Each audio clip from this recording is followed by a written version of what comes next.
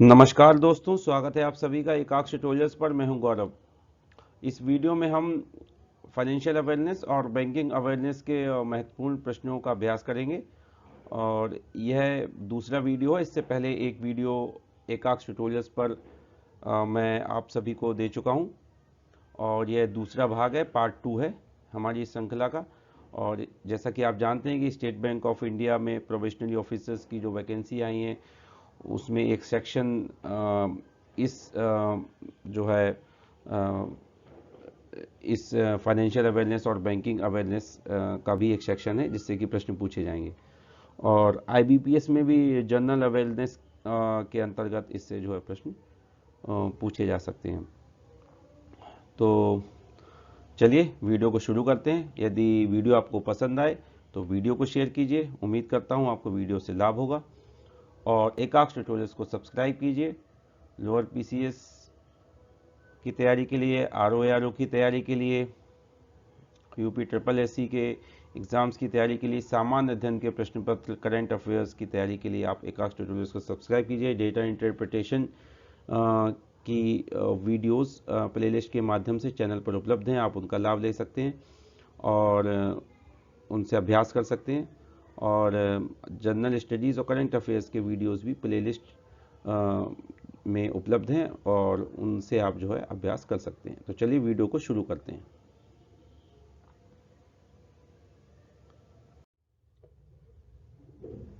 आज के वीडियो का पहला क्वेश्चन है, क्वेश्चन नंबर 1, एसएमई मीन्स। या इस प्रश्न को इस तरह से भी पूछा जा सकता है कि एसएमई स्टैंड्स फॉर। ओके, तो एसएमई का अर्थ होता है स्मॉल मीडियम एंटरप्राइजेस। ठीक है, स्मॉल एंड मीडियम एंटरप्राइजेस। तो ऑप्शन बी इसका सही होगा। ओके, कौन सा ऑप्शन सही होगा? Option B. Okay, question number 2, bad debts refers to. Bad debts क्या होता है? तो बैड डेब्ट की डेफिनेशन यदि सिंपल भाषा में हम देखें तो बैड डेब्ट का अर्थ होता है अ डेब्ट that can not be recovered.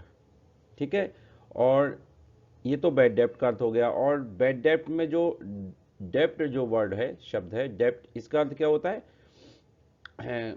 एक अमाउंट जो है, कोई भी आप अमाउंट कहें, मनी कहें, ठीक है, अ सम ऑफ मनी जो कि ड्यू है किसी कंपनी पर, ठीक है, उसको बकाया है उस पर, उसको उसको जो है वापस करना है जहाँ से भी उसने उसको लोन के रूप में लिया है।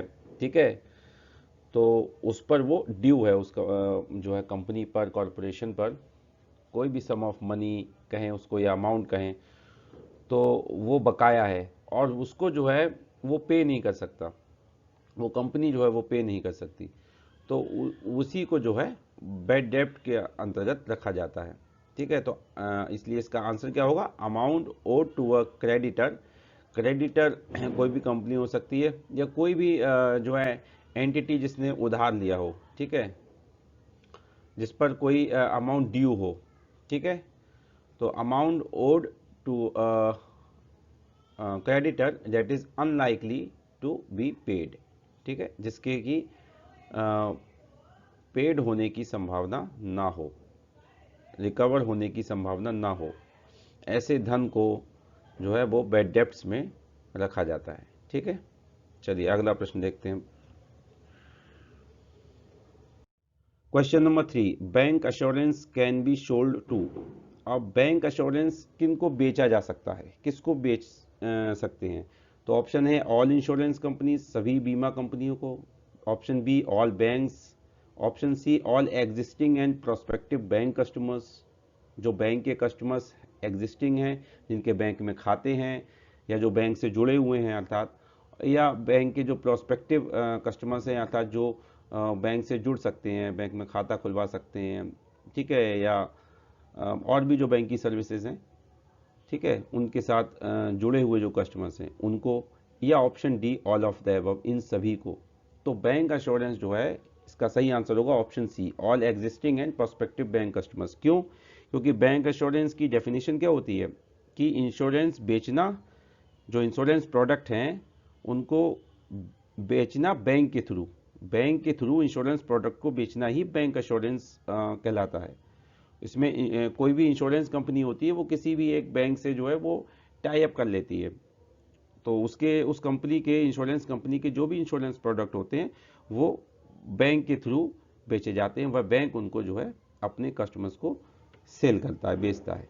तो ये अर्थ होता है बैंक एश्योरेंस का, इसलिए ऑप्शन सी करेक्ट होगा। Option question number 4, cross selling is the basic function of, option A all employees, option B all employees, option C all sales person, option D all of the above.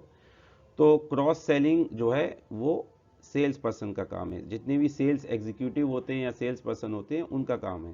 Cross selling में क्या होता है कि मान लीजिए किसी का bank account खोला या किसी को पॉलिसी बेची है, तो उसी को और जो फाइनेंशियल प्रोडक्ट हैं उनको जो है बेचने की जो प्रक्रिया होती है वही क्रॉस सेलिंग होती है। यदि किसी सेल्स एग्जीक्यूटिव या सेल्स पर्सन ने किसी कस्टमर का अकाउंट ओपन किया है, तो उसके बाद फिर वो उसको इंश्योरेंस पॉलिसी भी बेच दे या कोई म्यूचुअल फंड बेच दे, ठीक है, तो म्यूचुअल फंड, इंश्योरेंस पॉलिसी या अन्य कोई भी बैंकिंग सर्विसेज से उस कस्टमर को वो जोड़ लेता है यदि, तो वही क्रॉस सेलिंग होती है। तो ऑप्शन सी यहाँ पर सही होगा। क्वेश्चन नंबर 5 है, when a corporate entity wishes to raise money from the market it can be done by using. यदि कोई कंपनी है वो मार्केट से पैसे जो है रेज करना चाहती है, मार्केट से पैसे आप या ये कह सकते हैं उधार लेना चाहती है, तो वो किस तरीके से ले सकती है। ऑप्शन ए है कमर्शियल पेपर्स, ऑप्शन बी है ट्रेजरी बिल्स, ऑप्शन सी है किसान विकास पत्र, ऑप्शन डी है ऑल ऑफ द अबव। तो देखिए इसका जो सही आंसर होगा वो ए होगा, कमर्शियल पेपर्स। कमर्शियल पेपर्स क्या होते हैं ये पता होना चाहिए आपको। ये एक मनी मार्केट सिक्योरिटी इंस्ट्रूमेंट होते हैं जो कि जो कॉरपोरेशंस होती हैं, कंपनी होती है, वो इनको इशू करती है या बेचती हैं, ठीक है। क्यों बेचती हैं? क्योंकि उनकी जो शॉर्ट टर्म उनके जो फंड्स की उन्हें ज़रूरत होती है, जो उनके डेप्ट ऑब्लिगेशंस होते हैं, जो कि उनको कहीं पर फंड जो है जो उनका डेप्ट ऑब्लिगेशन अर्थात जो अमाउंट उन्होंने कहीं से उधार लिया है उसको जो है पे करने के लिए, तो वो कमर्शियल पेपर इशू करती है, ठीक है। तो ये जो है कमर्शियल पेपर क्या है, एक मनी मार्केट इंस्ट्रूमेंट है और ये कंपनी द्वारा जो है जो कॉरपोरेशंस होती हैं वो जो है इसको इशू करती है, सोल्ड करती हैं, बेचती हैं अर्थात, ठीक है। ट्रेजरी बिल्स क्या होता है? ट्रेजरी बिल्स इनको शॉर्ट फॉर्म में टी बिल्स भी कहते हैं, ये भी short term money market instrument होते हैं ये, ठीक है। और डेप्ट इंस्ट्रूमेंट भी कहते हैं इनको, शॉर्ट टर्म डेप्ट इंस्ट्रूमेंट होते हैं टी बिल्स, और ये गवर्नमेंट ऑफ इंडिया द्वारा इशू किए जाते हैं, ठीक है। किसके द्वारा? गवर्नमेंट ऑफ इंडिया के द्वारा इशू किए जाते हैं, ठीक है। और किसान विकास पत्र आपको पता ही है, ये सर्वप्रथम 1988 में शुरुआत हुई थी। ये जो है एक तरह का आप कह सकते हैं सर्टिफिकेट होते हैं किसान विकास पत्र, और सेविंग सर्टिफिकेट क्या होते हैं? ये सेविंग सर्टिफिकेट बेसिकली, ठीक है, बचत पत्र, किसान विकास पत्र, ठीक है।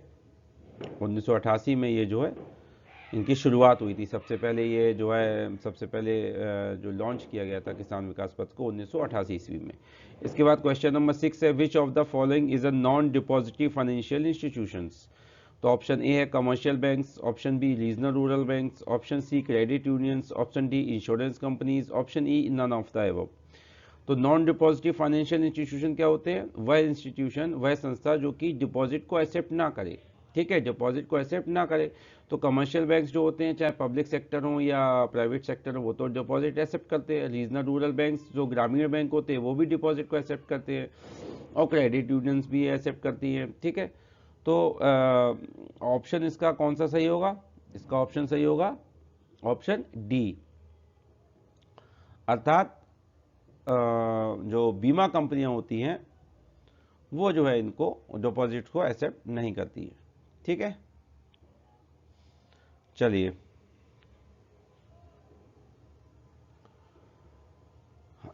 ऑप्शन डी इसका करेक्ट होगा। अब हम अगला प्रश्न देखते हैं।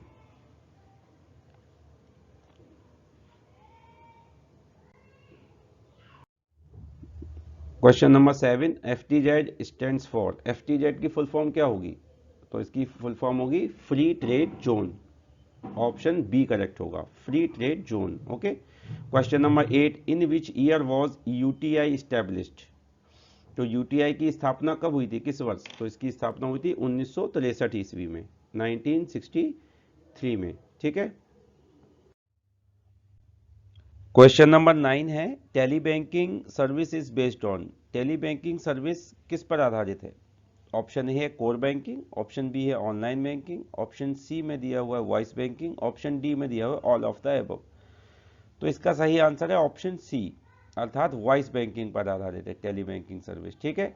टेली बैंकिंग सर्विस जो है वो बैंक द्वारा या फाइनेंशियल इंस्टीट्यूशन जो होते हैं उनके द्वारा प्रोवाइड की जाती है अपने कस्टमर्स के लिए, जिसमें कि कस्टमर्स को बैंक जाने की आवश्यकता नहीं होती है।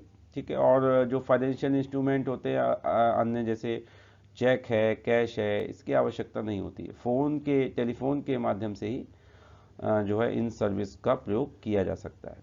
ठीक है। ऑप्शन सी करेक्ट है। Question number 10, deposits with regional rural banks are insured by which of the following institutions.